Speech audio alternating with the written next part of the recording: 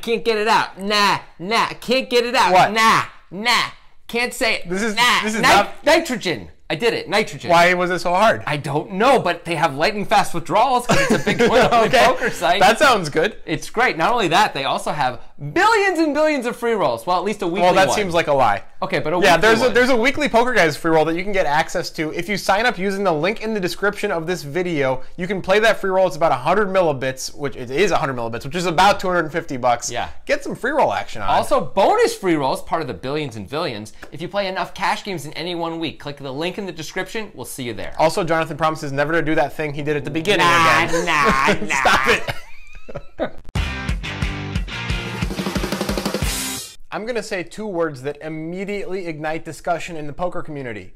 Phil Hellmuth. Phil Hellmuth. Think about him. Get mad, get happy, get how you feel. Everybody has an opinion on Phil Hellmuth, right? He's going to have a lot of opinions on how to play this hand, and he's going to follow through with them against Antonio Esfandiari in the big game. That is a really weird way to introduce this hand, but fair enough. Welcome to the video, guys. Yeah, it's a cash game hand because that's what they do on the big game, and it's a 6 max table, so it's really cool. Everyone starts deep. 100K minimum buy-in, often much more for the pros, so we can safely assume both these guys have at least 200K in front of them. It's a cool hand. It was suggested by Zappo, which is an awesome name for a cool hand suggester. Use Twitter when you suggest hands. We are, of course, 2 Poker Guys. Yeah, at 2 Poker Guys, really. And of course, include a YouTube link when you send in your hand suggestion. Do that, yeah. We're going to break down this hand as we go, so get ready for some analysis. Phil, ace 6. Pot. What is it? It is pot limit pre-flop. Phil raises to 2,000. You got a nice hand to start with, Phil? The needling has already started. These two have quite a history. The cannon folds. Jacks for Esfandiari, who calls. And Tony G's in as well. Can you beat ace 9 offsuit? I know you can, Tony. I can't. That's for sure. I wish.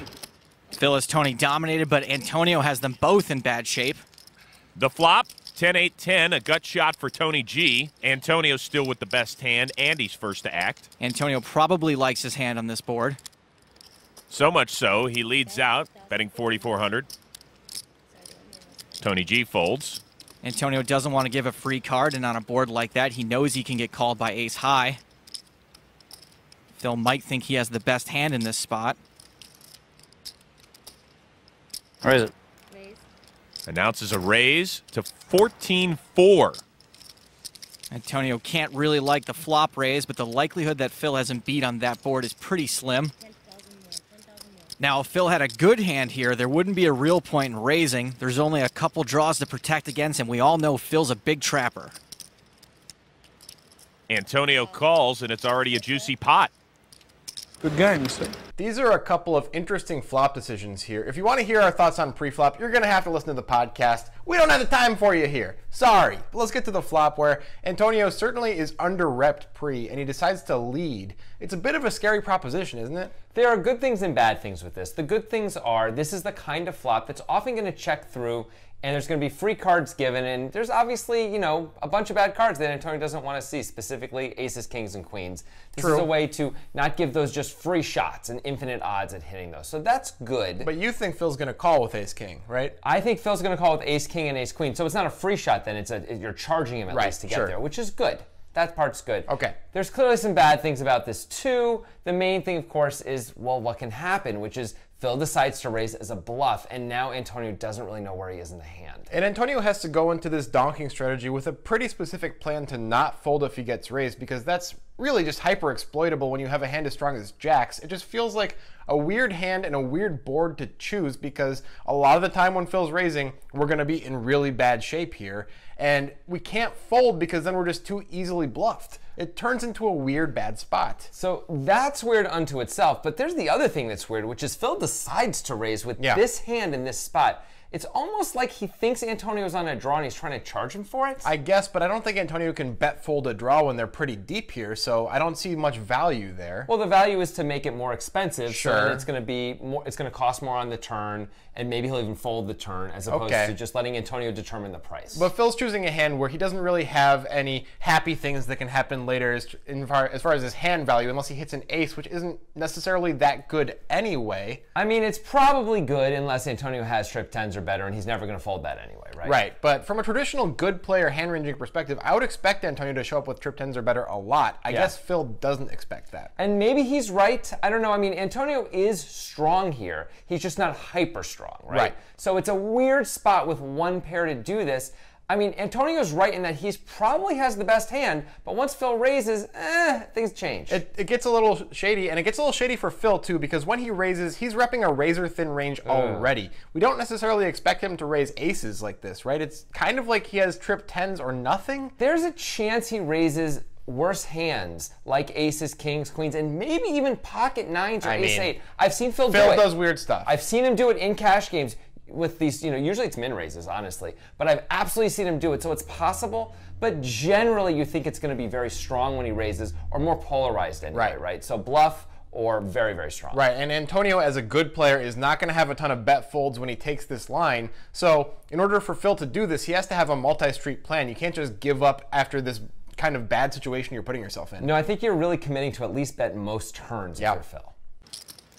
The turn, 3 of spades. Esfandiari checks. Antonio's checking to the aggressor. He might like his hand, but he doesn't want to bet and get raised. That would make him more likely to be playing for his whole stack on the river. Phil's got to decide if he wants to fire another barrel. If Antonio had something Phil thought he could fold on the flop, that 3 probably didn't help him.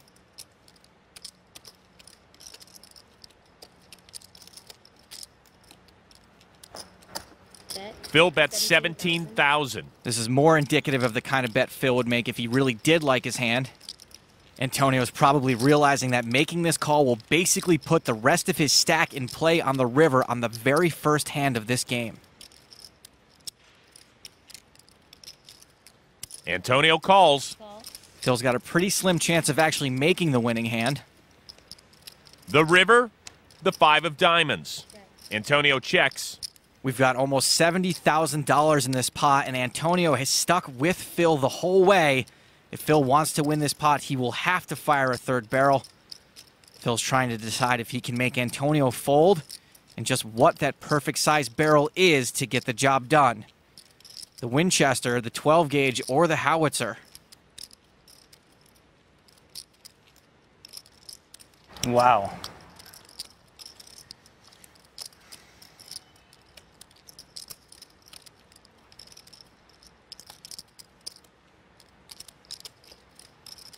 Sorry I'm taking so long, guys. Tony seems cool with it.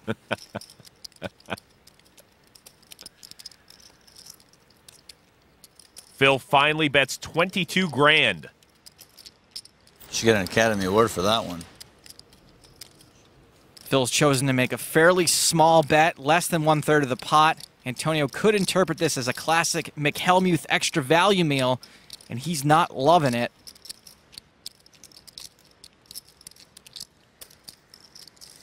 Ace-10, huh? Nope. Translation, OMG, please fold.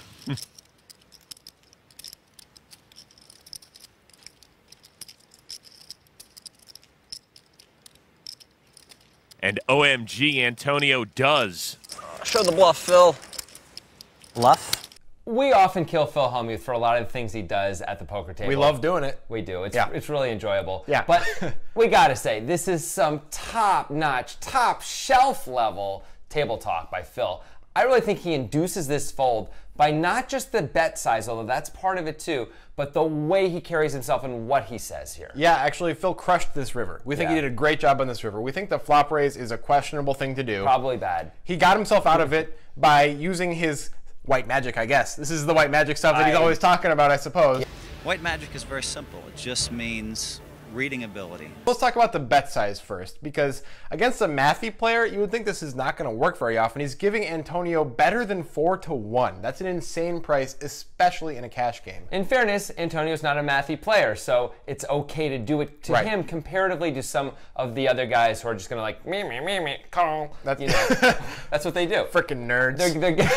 You're getting better than 4-1. They figured Phil's bluffing at least a little, you have to call. We got jacks. We're under rep. We got to call. We just have to call. But that's not Antonio. Antonio. No, Antonio's more of a feel player, more of a read player, and he thinks he gets a really good read here. Part of it is the bet size, because it sure looks like Phil's trying to get called by ace-8, doesn't it? It's pretty ballsy to actually go through with betting so small when you're bluffing when you're Phil. I mean, that's pretty impressive, honestly. I agree. But beyond that, the table talk is really good. Listen to the first thing Phil does before he bets. Wow. Sorry I'm taking so long, guys. I mean, it's so great. Yeah, I mean, what does that say to you, Jonathan, when you hear him say that? It feels like Phil has a strong hand, maybe not a ultra strong hand, but a strong hand, and is trying to decide, can I get value or not here? But he's not worried about, it doesn't seem like he's considering bluffing or anything. No. But like, should I bet or should I just check back? Oh, I have a really strong hand. I probably just have to bet. Right. It feels like, okay, I got to try to get value. I don't know if I can actually get called by Antonio because he checked so many times to turn in the river, but I got to try, right? That's kind of what it sounds like to me. I mean, if I didn't know any better, and it doesn't really make sense with the rest of the hand, but on this river, I would guess Phil had kings or aces. He might, but that seems pretty weak, actually, to me, after especially the next thing that happens. Because the next thing that happens strengthens Phil's range extremely. If you were an amateur, I would immediately fold almost all of my hands. Yeah. After Antonio asks this. Ace-10, huh? And Phil says this. Nope.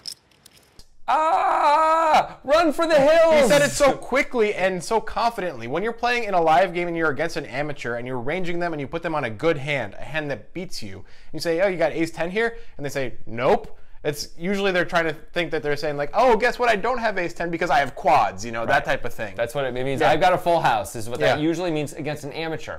It is an interesting decision for Phil to say this because both of them have seen and heard this from amateurs all the time. Antonio knows Phil isn't an amateur. Right. So in some ways, maybe Antonio could go the extra mile here and think, is Phil leveling me here? Because why would he even answer this at all? It's weird for him to answer the way an amateur would answer. Is Phil really just acting like an amateur here? Right. Antonio decides he is. It is pretty convincing, though. I mean, it is convincing, and Antonio doesn't see this from other pros ever, so he might just go into autopilot mode and assume it means what it always means, right? Right. That could be what happened. I mean, it means 8's full, doesn't right. it? So Antonio's getting better than 4-1, and he folds anyway. But here's the thing. I think Antonio's actually getting a little bit better than the price that he's getting because if he calls and catches Phil in a bluff, this is the first hand of the whole big game. Phil's for sure going to reload, and that's free money for the table because a tilted Phil Hellmuth is amazing to have at your cash game. Oh man, a tilted Phil Hellmuth is raising, re-raising with just the trashiest of hands. It's an incredible spot when you add him and the loose cannon together. Yeah. It's going to be a lot of money. You just sit back, play good hands, and collect. To be fair, though, it really seems like Phil has it, so I don't fault Antonio for the fold, but there are a lot of factors that could make it profitable to call. If Phil made a more normal size bet and didn't say a word, I think Antonio probably has to call here. If Phil doesn't say a word and makes the 22K bet, Antonio probably has to call here. Ultimately, Phil did a really good job with everything he did on the river, and it's quite impressive. Yeah, nice job, Phil. So we liked some things, we didn't like some things, but what about you, people? Did you like the play on the flop from Antonio and Phil? Is Antonio supposed to call this river or not? Do you think Phil does a good job masking the strength of his hand or not here, or really lack thereof, strength of his hand? Let us know in the comments. We're going to respond to our favorite ones right up here. If there's nothing to click on, it's coming soon. We do love responding. You know what? I thought I was going to get that one through. Almost got it. I thought you might not notice. You know that who one. got it through, though? Phil Hellmuth did. And Yeah. as we have noted, we often do hands where Phil Hellmuth doesn't end up looking that good. In this hand, he did look good. But if you want to see him not look that good over and over and over again, click right up there. Oh my God, we got plenty of them. So many times where we're actually, even on the big game, we have numerous Phil Hellmuth hands, and there's one, which is Mount Hellmuth Erupts, which you really got to watch if you haven't seen it, where he makes a horrible play. Really worth watching, for sure. Also, check out our podcast where we go into crazy, crazy depth on this hand. We spend 40 minutes discussing this Antonio donk, for example. Like, is this a good play or not? And we really went back and forth, kind of disagreeing pretty strongly about it. Should Phil be raising or not? I mean, nearly. I also call Grant out a lot for spoiling the hand. He gets very angry. It's an entertaining podcast for sure. Make sure you check it out. It's called The Breakdown. Talk about Highlander a little bit, too. It's true. Highlander. Outlander? Highlander. The movie Highlander. Outlander? Highlander. Highlander. It's called The Breakdown, presented by the Poker Guys. Also, if you like this video, make sure you subscribe to our YouTube channel.